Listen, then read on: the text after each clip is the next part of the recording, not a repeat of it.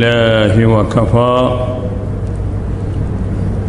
والصلاة والسلام على سيدنا ونبينا محمد المصطفى وعلى آله وأصحابه وبارك وسلم.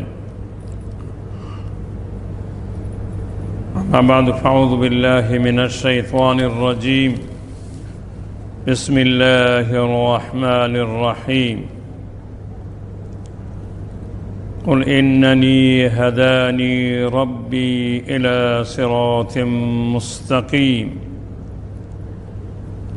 دينا قيما ملة إبراهيم حنيفا وما كان من المشركين. قل إن صلاتي ونسكي ومحياي ومماتي لله رب العالمين لا شريك له، وبذلك أمرت وأنا أول المسلمين. قل أغير الله أبغي ربا وهو رب كل شيء، ولا تكسب كل نفس إلا عليها، ولا تزر وازرة وزر أخرى، ثم إلى ربكم مرجعكم فينبئكم بما كنتم فيه تختلفون. صدق الله خالقنا العظيم، وبلغ رسوله النبي الكريم، ونحن على ذلك من الشاهدين والشاكرين. قال الله تبارك وتعالى في شأن حبيبه: إن الله وملائكته يصلون على النبي يا أيها الذين آمنوا صلوا عليه وسلموا تسليما. اللهم صل على سيدنا ومولانا محمد وآله وأصحابه وبارك وسلم. سروران گرامی و حضار محترم، آیه 161 تا 164 سوره انعام به حضور مبارک شما تلاوت شدند. این آیات پایانی این سوره هستند. سوره انعام یک سوره با ویژگی‌های خاص هست. علما می‌فرمایند، ابو اسحاق اسفراینی می‌فرمایند که این سوره بسیار جامع درباره توحید و رد شرک و خرافات هست. یک مرتبه به طور خاص بر حضرت رسول الله صلی الله علیه و آله و سلم نازل شد و خلاصه این سوره مبارزه با شرک و بدعات و رسومات و خرافات و اینکه عبادت و دعا برای غیر خدا باشد، دعا خواستن از غیر خدا. توحید اقسام مختلف دارد. توحید در دعا یعنی خواستن از خدا، توحید در عبادت که همه عبادات ما برای خدا باشد، چه عبادت قولی، چه عبادت بدنی، چه عبادت مالی، چه اون عبادتی که مرکب از دو هست، یعنی از مال و از جان، مانند حج، همه برای خدا هستند. حجاج وقتی که احرام میبندند، اولین جمله‌ای که میگویند لبیک اللهم لبیک لبیک لا شریک لک لبیک ان الحمد والنعمة لك والملك لا شریک لک. عبادت قولی مانند الحمد لله، سبحان الله، لا اله الا الله، الله اکبر، التحیات لله. عبادات بدنی مانند نماز، مانند رکوع، سجده، همه اعمال نماز اینا مختص الله هستند. نماز با نام الله که تکبیرت الاحرام با الله اکبر شروع می شود و با نام خدا پایان می یابد. السلام علیکم و رحمت الله. اولم نام الله، آخرم نام الله. قیام و قرائت و رکوع و سجده و تشهد و دعا همه برای خدا هستند. و سوم عبادت مالی، چنانچه که در اینجا آمد که قل ان صلاتی و نسکی و محیای و مماتی لله رب العالمین لا شریک له و بذلك امرت و انا اول المسلمین. پیغمبر می فرمایند که من اولین مسلمان از این امت، یا اولین مسلمان به طور مطلق در عالم ارواح، اول ما خلق الله نوری، چنانچه که در تفسیر قرطبی و غیره میاد.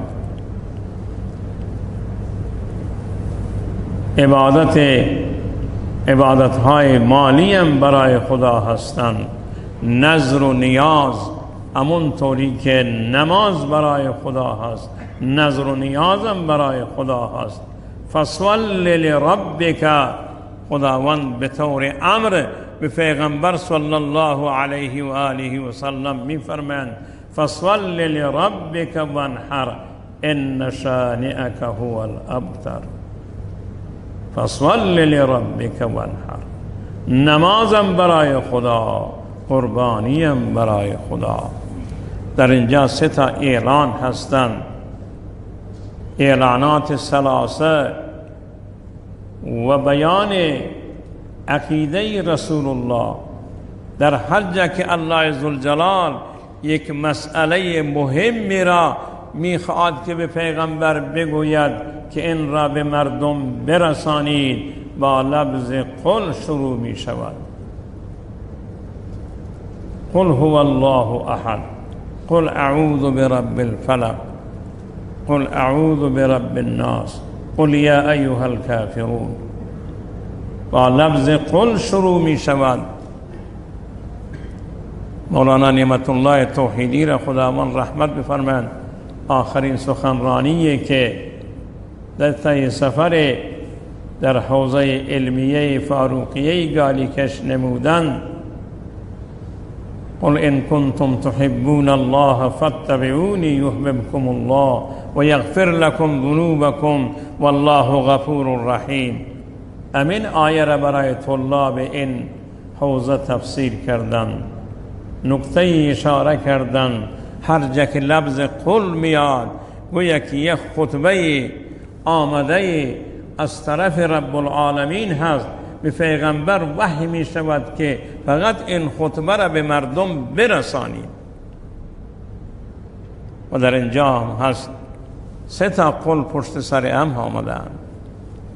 اولین قل اننی هدانی ربی، اننی هدانی ربی الی صراط مستقیم.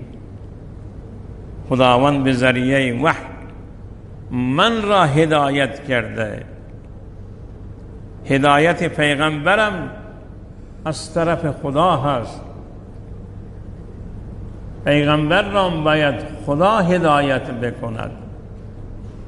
تعلیمی که برای پیغمبر و امتش آمده اند در هر رکعت از نماز باید ما بگوییم اهدنا الصراط المستقیم، اهدنا الصراط المستقیم. ما صراط مستقیم را از خدا می خواهیم.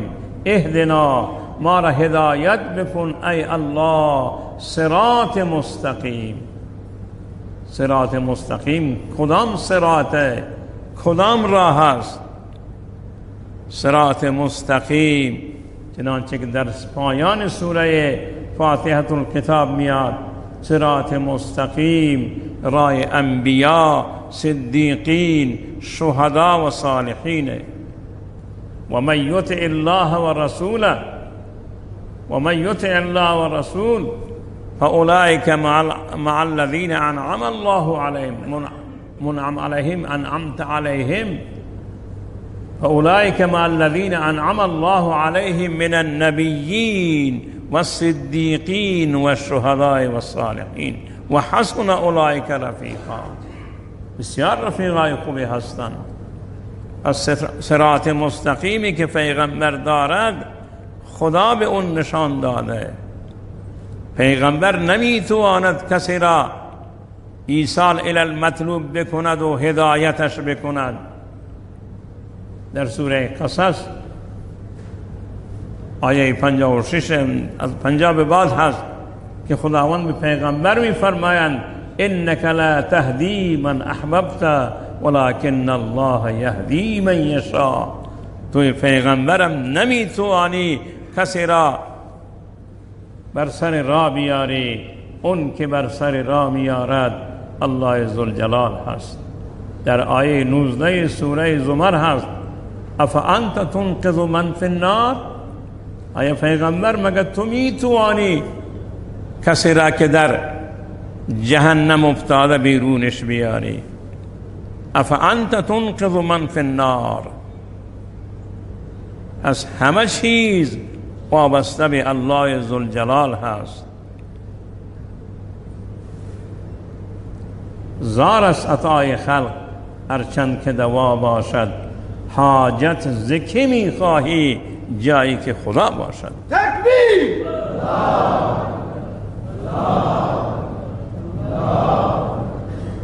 شیخ عطار می فرمایند در بلا یاری مخواه از هیچ کس. مولانا فرمودم، مولانا روم که افسوسار عشق را عطار گشت، ما هنوز در خمی یک کوچه ایم. پندنامه ها و کتاب های شیخ عطار را نگاه بکنید که چه توحید زیبایی را برای شما معرفی می کنند. در بلا یاری مخواه از هیچ کس، زن که نبود جز خدا فریاد رس. از خدا خواه آنچه خواهی ای پسر، نیست و در دست خلائق خیر و شر.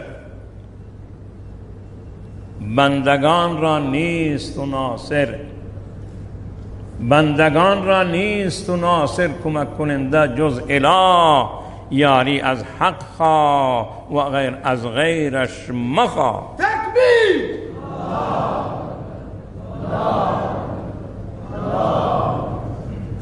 غیر حق را ارک خواند ای پسر، غیر حق را ارک خواند ای پسر، کیست در عالم از او گمراه تر؟ تکبیر!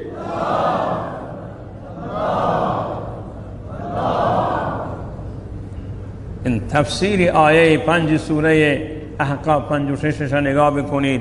سوره احقاف و من اضل ممن یدعو من دون الله من لا یستجیب له الی یوم القیامه و هم عن دعائهم غافلون و اذا حشر الناس كانوا لهم اعداء و كانوا بعبادتهم کافرین.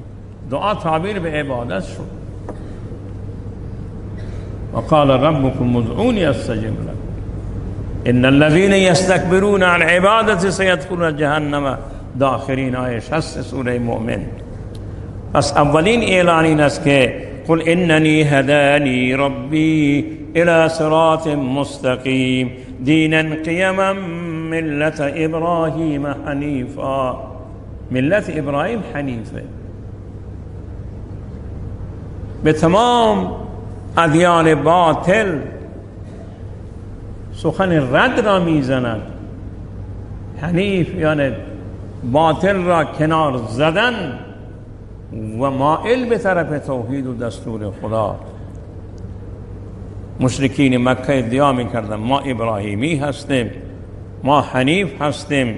خداوند فرمود و ما کان من المشرکین. حضرت ابراهیم از مشرکین نبوده. شما خانه کعبه را پر از 360 بت کرده اید، برای هر روزی یک بت را صدا و ندا می کنید و حاجت از اون می طلبید. شما چطوری پیروی حضرت ابراهیم هستید؟ ابراهیم بت شکن و شما بت ساز. ابراهیم بت‌ها را شکست، اما گفتن که تو این کار کرده ای و فاسألوهم ان کانوا ینطقون. از اونها سوال بکنید اگر زبان دارند و صحبت میکنند. جمله زیبایی را مفسرین نوشتند من لم یرفع الفأس عن رأسه کیف یرفع البأس عنک. اونی که تبر ابراهیم را از سر خود دور نمی کند، بلا را از خود دفع نمی کند، چطوری ضرر شما را دفع می کند؟ این اولین اعلان دوم قل ان صلاتي ونسكي ومحياي ومماتي لله رب العالمين لا شريك له وبذلك امرت وانا اول المسلمين. نماز همه می دانید که چه هست، از اول تا آخر توحید. نسک قربانی، نذر و نیاز. در همین سوره است که مشرکین مکه هر نوع عبادت را داشتن. نماز می خواندن، لیکن نوع روزه هم داشتن. نذر و نیاز که خیلی زیاد بود. حج بیت الله می کردن، طواف هم می کردن، لبیک هم می گفتن. در صحیح مسلم از روایت ابن عباس در باب تلبیه فصل سوم مشکات المصابیح می‌فرمایند که مشرکین مکه طواف می‌کردند لبیک اللهم لبیک لبیک لا شریک لک لبیک. تا اینجا با پیغمبر یکی بودن، تلبیه پیغمبر هم این بود اونا، مگر یک پرانتز می‌زدند الا شریکا هو لک تملکه و ما ملک. مگر شریکی که اون مال شماست، هرچی اون دارد از طرف شماست. ما نعبدهم الا لیقربونا الی الله زلفا. ما اینا را عبادت میکنیم ما را به خدا میرسند، اونا به خدا نزدیک ما دوره. خدا بدون واسطه صدا میشنوه. قال ربکم ادعونی، نگفتم واسطه. ایاک نعبد و ایاک نستعین واسطه نمیخواد. وقال ربكم ادعوني استجب لكم اذا سألك عبادي عني فاني قريب اجيب دعوة الداعي اذا دعان فليستجيبوا لي وليؤمنوا بي لعلهم يرشدون. هناك ما نعبدهم الا ليقربونا الى الله زلفى. آیه 3 سوره زمر، آیه 18 سوره یونس. و یعبدون من دون الله ما لا یضر ولا ینفع. نه ضرری به شما دارن نه نفعی به شما میرسانن. و یقولون هؤلاء شفعاؤنا عند الله. اینا سفارش ما را میرسانه. خداوند اتنبئون الله بما لا یعلم فی السماء. شما به خدا خبر میدهید، نه از کجا تراشیده اید که نه واسطه هستند. اینا صدای شما را، دعای شما را به خدا میرساند. بس در اینجا هست که صلات، نسک، قربانی مشرکین مکه میگفتند هذا لله. در همین سوره هست هذا لله بزعمهم و هذا لشرکائنا. این برای خدا، این برای فلان. مردم رسم داشتن سابقا گوش حیوانات را می بریدن به نام اولیاء، به نام افراد. در سوره نساء هست که ولآمرنهم فلیبتکن آذان الانعام. شیطان میگه نه، من امر میکنم گوش حیوانات را برای غیر خدا ببرن. همین نظر کردن که نه برای فلان نظرش میکنی، این از گوشت خوکم حرام تر میشه. تکبیر.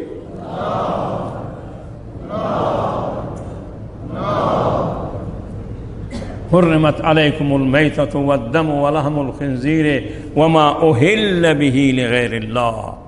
وما اهل معنیش چیه؟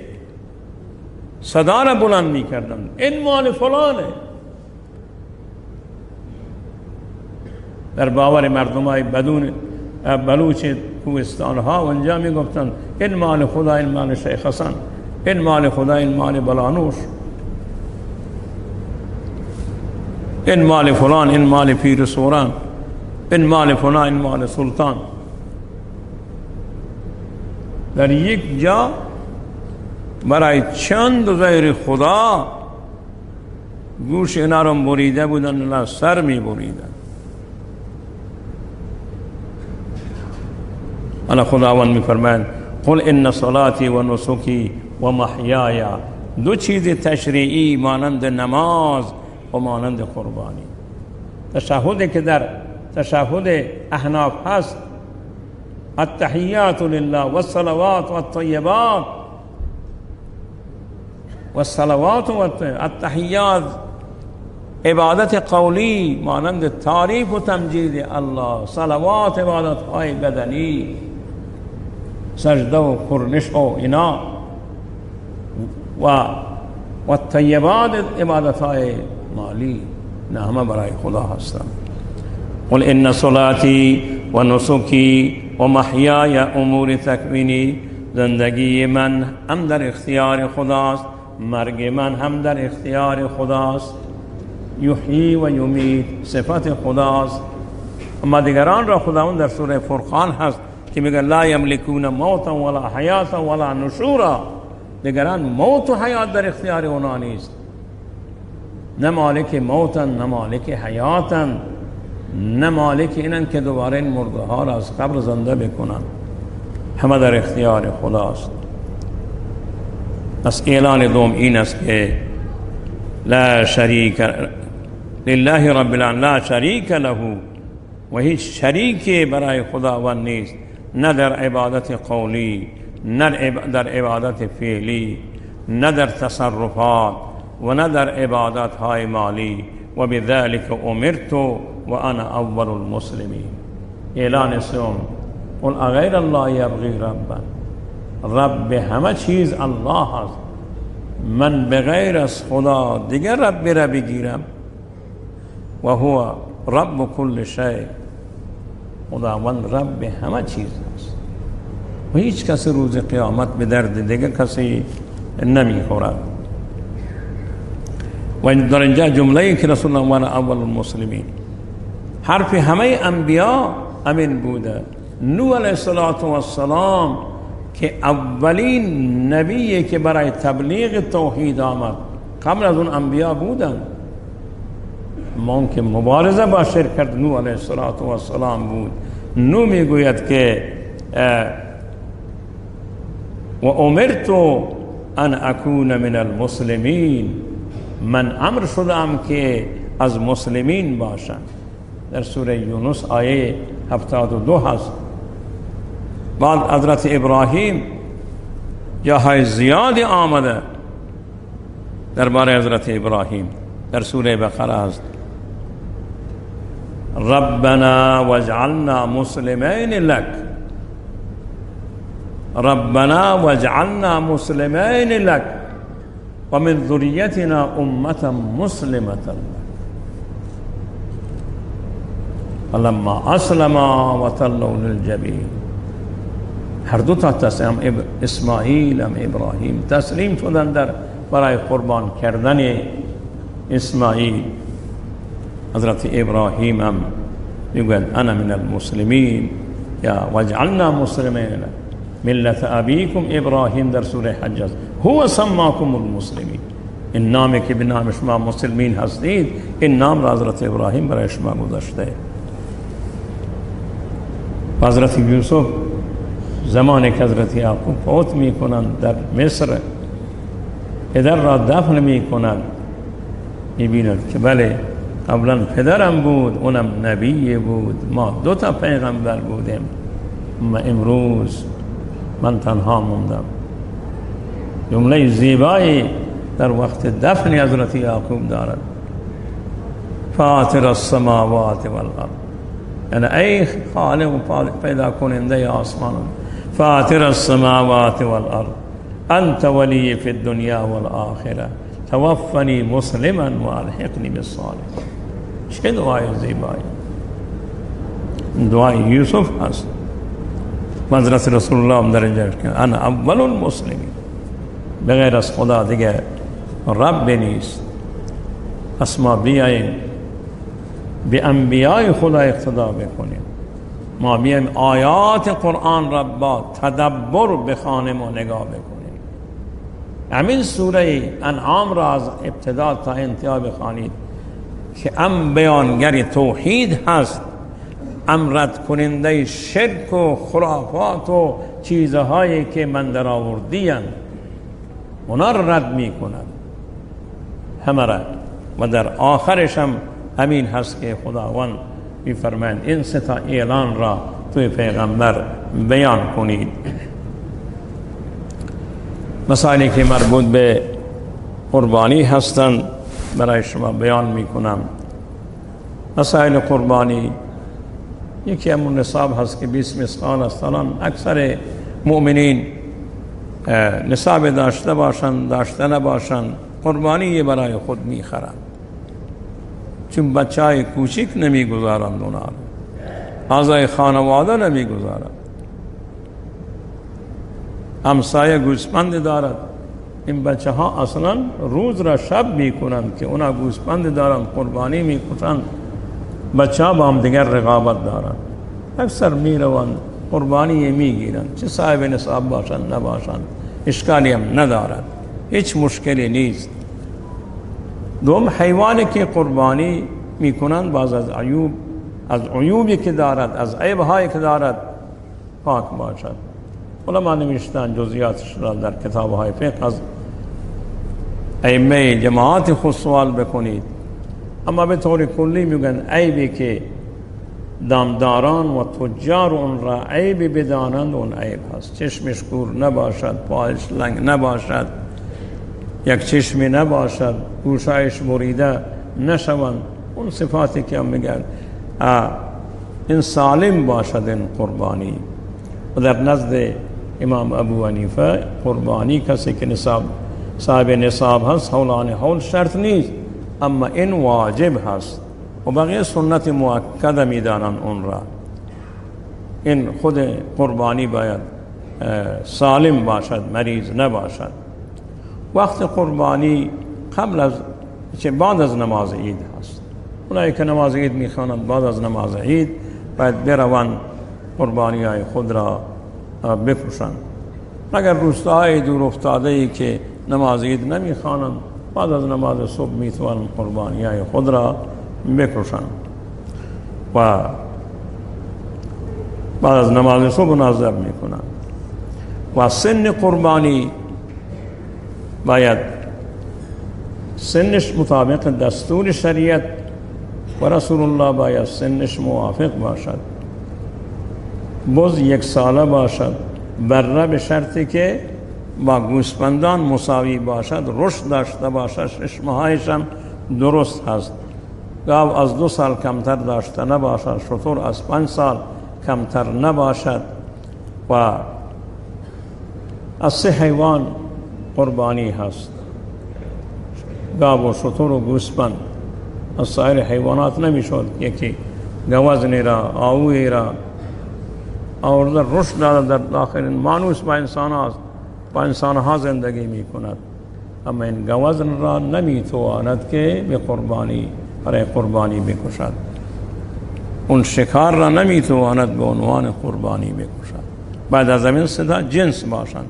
حالا شتر تک کوانه و دو کوانهش باشد، گاو گامیشش باشد، گاومیشش باشد، گاو مطلقی باشد، گوسفندم حالا بز و گوسفند هر دو تا یک جنس حساب می شوند، اما سنشان فرق می کند. بز از 1 سال نباید کمتر باشد و گوسفند برای 1 نفر هست و گاو و شتر برای 7 نفر.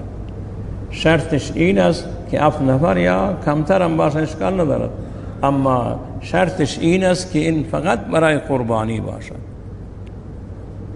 یکی برای قصابی شریک نشود. همین چند روز قبل یکی از عزیزان از من سوال کرد که رفته بودیم که آجیر بدرقه بکنیم. او سوال دارم، من میخواستم بیام از تو سوال بکنم، شما هم اینجا آمدید. من گفتم چیه؟ من میخوام که یک گاو در عید قربان بخرم، اما 2 نفر بر ما واجب هست که قربانی بکنم. 5 سام دیگه ایش من میخوام نگاه دارم برای عروسی فرزندم اون گوشتار استفاده بکنم. این جایز است یا نیست؟ نه جایز نیست. نیت همه باید تقرب باشد، نیت همه قربانی باشد، اون جایز نیست. اگه یکی برای قصابی بود، یکی برای گوشت خوردن بود، یکی فقط برای منطوری مراسمی بود، این دیگه جایز نیست. بعضون که قربانی کردن خب در تقسیم گوشت اختیار دارن و اینا که سن حیوانات بودن. مسئله دیگری که مسئله 5 از این احکام می شود تقسیم قربانی است. اونایی که جمعیتشان زیاد است در مختصر وقایع آورده که اون میتواند با عیال خودش بخورد، اونا همه نیاز دارن، اما بهترین است که همونا هم به فقرا چیزی بدن. اونایی که 2 نفر و 3 نفر هستند، این اندازه دستورش این است که این را 3 حصه بکنن. 2 حصه مال صاحب قربانی، 1 حصه ایش به فقرا بدن. خصوصا در این زمان که مردم در فقر مطلق به سر میبرند.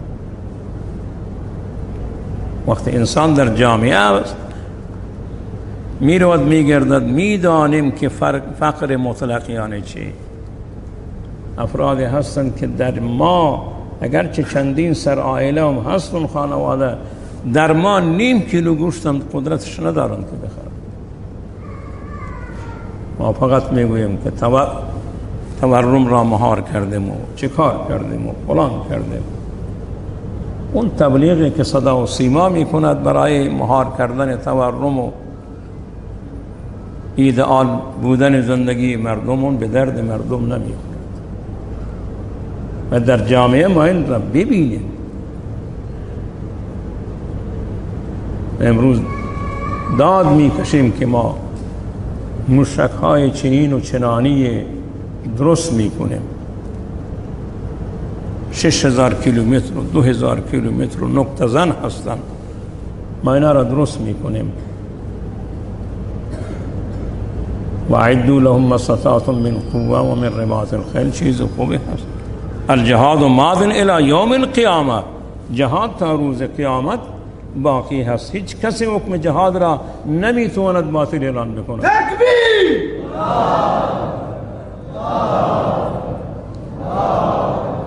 اما زندگی مردم را باید نگاه بکنیم. سال 71 من به بعد از فروپاشی شوروی من رفتم کشورهای آسیای میانه را گشتم. آب خوردن نداشتن، مردم خیلی در فقر مطلق بودن، در حالی که موشک‌های قاره پیما داشتند اونا، اما مردم زندگیشان آب خوردن نداشتن.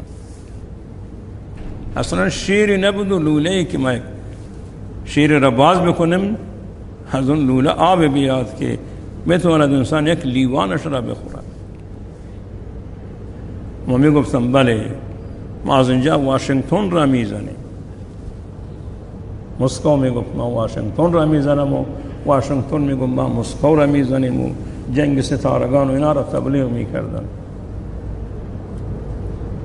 در حالی که مردم من خنده گیری وقتی که وارد مرز شوروی شدم. ماشین های 50 سال پیش از این یا 40 سال پیش از این ما دیده بودیم که با این دل روشن میکردم و اینجا رفتیم با ماشینی که ما را ببرد تا یک شهری برساند کنار مرد، دیدم اونا با این دل روشن کرد. ماشاءالله ابر قدرت که ماشینش هنوز استارتی نیست، ماشینش با استارت روشن نمیشد، با این دل روشنش میکنن. پس پیشرفت این کجا بوده بیچاره؟ ما گفتم قبلا، گفتم شکم مردم را سیر بیم، به درمان مردم برسه. اما در اونجا یک چیز خوبی من دیدم در شوروی، دو چیز اونا مجانی بود. از کلاس اول گرفته تا آخرین مرحله‌ای که اونا درس می‌خواندن تحصیل رایگان بود، هزینه اون دانش آموزان رایگان بود، لباسشان رایگان بود. در مدرسه همه مدرسه های شبان و روزی بودن، اونجا خدمت خیلی خوبی برای تعلیم میشد. تعلیم مشکل نداشت، دارو و درمان هم مشکل نداشت. هر کسی مریض میشد میرفت اونجا، مجانی درمان میشد، مجانی به اون دارو میرسید. در حالی که در کشور ما مطابق بیانی که عزیزان دارن خودشان میگن 200 قلم داروخانه های ما کم دارن، 200 قلم. ما میگم بله فلان جا ما مجهز میکنیم، داروخانه دایر میکنیم، فلان جا درمان دایر میکنیم، بیمارستان میسازیم. در حالی که شما بروید داخل داروخانه های کشور ما مطابق گزارش های رسمی هست که 200 قلم دارو ما کم داریم. پس فخر مردم را من از شما عزیزان که قربانی میکشید واقعا به این فقرا و مساکین تعاونوا علی البر و التقوا، بر بر و تقوا، بر این عزیزانی که قربانی ندارند شما تنها برای خود داشته نباشید. در سوره حج آیات قربانی را نگاه بکنید که خداوند می‌فرمایند که شما هم به اون کسانی که قانعن، اونایی که معترن، به اونا برسید، باعث الفقیر را طعام بدهید. قرآن گفته، دستور قرآن مجید در سوره حج نگاه میکنید، منسک در هر امتی بوده. پس ما مشکلات معیشتی مردم و درمان اونا را نگاه بکنید. بعضی افراد میان امیدشان از دیگه جا قطع میشود، میان جای من که من یک آیه چیزی بخوانید، من مریضم. من تو مریض هستی برو دکتر. میگه پول من وزیت من ندارم، که یک درمانش باشد و آزمایشگاهش باشد و غیرهش باشد. کدام بیمه روستایی اعتبار دارد؟ سابقا یک بیمه روستایی بود، کدام دفترچه اعتبار دارد؟ اگر اعتبار دارم من خبر ندارم، من خبر بکنید که بله همه در اینا اعتبار دارن. درمان مجانی است، دکتر مجانی است، دارو مجانی است، همه مجانی هستند. و این مسئله هست که باید به فکرش باشیم، تحصیل مردم و دوای مردم و اینا مسائل هستند که باید گفته بشوند. و من قبلا هم یک مرتبه گفتم که حدود 85,000 حاجی خود ما در مکه اکثر حج تمتع و حج قران انجام میدهند. همون قربانیایی که در اونجا میکشید، من گفتم ما قیافه نگیریم، پوز ندهیم که ما کشور غنی هستیم، امونا را ساماندهی بکنند، مسئولین حج بیارند بر فقرای ایران تقسیم بکنند، اونا را بیارند. اگر جای دیگری هم آمد، این گوشت مبارک هست، پاک هست، نظیف هست، برای خدا هست، و نسوکی اینجا بیان شد فصلی لربک وانحر. اونا رو بیارن بر مستمندانی که ما میدانیم اونا رو بر سر اونا تقسیم بکنن. کات پوشش خیلی خوبی، اینا تقسیم بشون. از شما عزیزان من میخواهم که انشاءالله همدردی و همکاری و خیلی زیبایی با فقرا و مساکین و بیچارگان داشته باشید. تنها برای خود اینا را حساب نکنید. و همچنین مسئله ای که تذکرش میدهم، حذف کردن فیزیکی افراد دردهای ما را درمان نمی‌کند. حالا فلان مولوی باشد فلان نباشد، بیایم زندانش بکنیم، خلع لباسش بکنیم، تبعیدش بکنیم، ترورش بکنیم، با این مسائل به هیچ جایی نمیرسیم. تکبیر!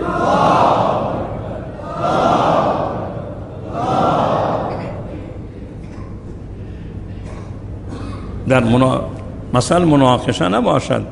مشرکین مکه می‌خواستند پیغمبر را حذف کنند. هم در سوره انفال نگاه بکنید، هم در سوره بنی اسرائیل یا من اسرا خداوند میگوید که اگر اینا شما را حذف کردن اذا لا یلبثون خلافک الا قلیلا، بعد از تو اینا بقای ندارد. علما خیرخواه امتن، خیرخواه امتن. ترور کردن اونا و حذف کردن اونا و زندان کردن اونا و تبعید کردن اونا و خلع لباس کردن. زمانی یکی به من میگه شما را خلع لباس میکنیم، ممکن لباس محلی من است، لباس ملایی نیست. شما یک عوام بلوچ را ببینید، امام را دارد، این محاسن را دارد، همین لباس را دارد. من خلع لباس من چه لباس های من در میارید والعیاذ بالله. این لباس محلی منه، قومی منه، عام و خاص بلوچ این لباس را دارد. تو من چه لباسی بدهی؟ من لباس قومی خود را، ملی خود را دوست دارم، دست بردار نیستم. در هر جا رفتم لباس من در تن من هست. لباس من هویت منه، سنت منه. این خود ملی و شناسنامه منه این لباس من. پس با حذف فیزیکی نمی شود کار درست کرد و اون کار به جایم نمی رسد. دل خوش کردن انسان هاست. دل خود را به این خوش نکنیم، چیز خوبی نیست. همه فرزندان امین آب و خاکند، همه برای امین آب و خاک می میرند، همه برای امین آب و خاک می میرند. همه ما یک وجب خاک خود را به دیگران نمی دهیم. تکبیر!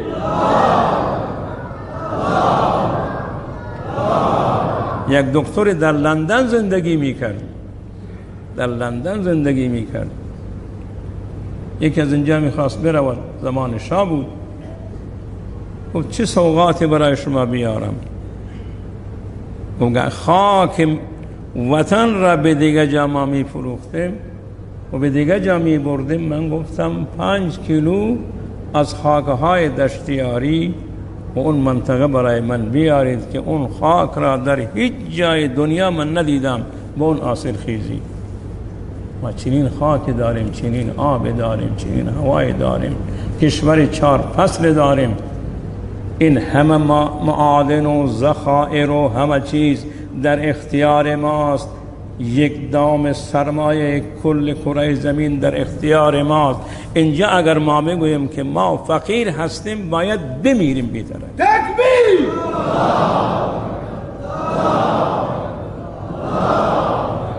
مردن بی‌تر از زنده بودن ماست. خدای متعال همه ما را انصاف بدهد. با خشونت و با زورگویی هیچ جایی کسی نمیرسد. یک بچه را میتوانید با یک شکلات ساکتش بکنید، اما با سیلی صدایش بلندتر میشه. با یک شکلات میتونید ساکتش بکنید، حقش هست. اما اگه سیلی بزنی اینجا دیگه صدایش بلندتر می شود. ما مردم از سیلی نزنیم، حق مردم را به مردم بدهیم. تکبیر.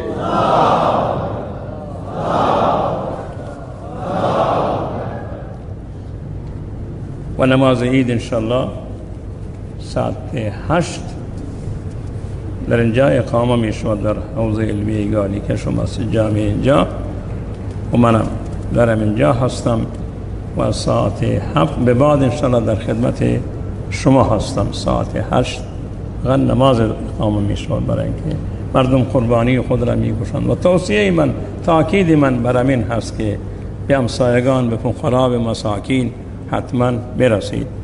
در این هفته شیخ عبدالعزیز قاضی زاده امام جمعه عوض من میخواستم پیام تسلیت عرض بکنم برایش، اما گرفتاری ها و مشکلات خیلی زیاد شدن، همونطوری پیام تسلیت ممنون از اینجا این مصیبت وارده را در مردم پارس و جنوب کشور تسلیت عرض می کنم.